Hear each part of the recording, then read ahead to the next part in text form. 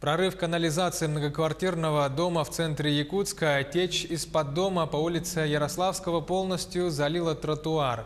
Сами жильцы говорят, что проблема с этой течью многолетняя. В прошлом году провели капитальный ремонт, но трубы продолжают прорывать.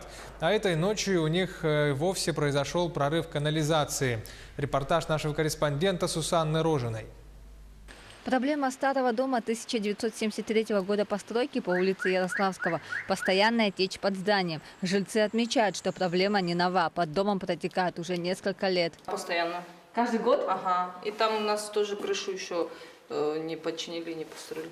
В этом году, уже течет, наверное, месяц уже как пошло. Это безобразие, что течет вот так, потому что и фундамент, и все же это же приходит в негодность. Как пояснили в управляющей компании ЖКХ Губинска, проблема многолетней течи заключается в аварийной магистральной теплосети, которая пролегает под домом.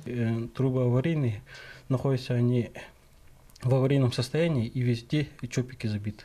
Но будем стараться, что теплоэнергия в этом летнем периоде, во время подготовки к зиме, они будут менять трубы магистральные.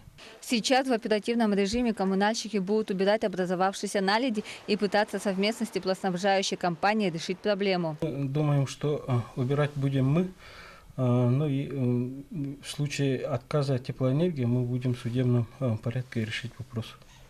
Естественно, что аварийные теплосети недолжным образом протапливают дом. И помимо течи жильцы жалуются на холод в квартирах, несмотря на то, что пару лет назад проводился капитальный ремонт дома. Холодно стало. 3 года, 3 года как живем, очень холодно зима. Заявление писали, зашайбировали. Побольше сделали шайбу, и все. А жаловаться кому? Здесь все пожилые живут. Это обкомовский. Но управляющая компания считает, что состояние дома хорошее и капитальный ремонт был проведен качественно. Состояние дома хорошее. Капитальный ремонт был. Фондом капитального ремонта в позапрошлом году на Ярославской 35 полностью откапитален отопление, канализация и частичная вода КГВС.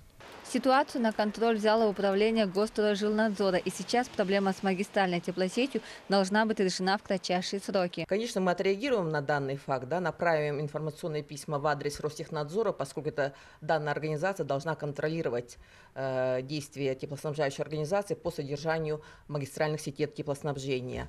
Управляющие компании должны всегда вовремя реагировать на подобные проблемы, а не растягивать их решение на несколько лет. В свою очередь, жильцы могут заменить управляющую компанию на другую. Также некачественные услуги и несвоевременное устранение нарушений влечет за собой отзыв лицензии на обслуживание жилфонда. Сусанна Рожина, Семен Семенов, Георгий Григорьев, Якутск.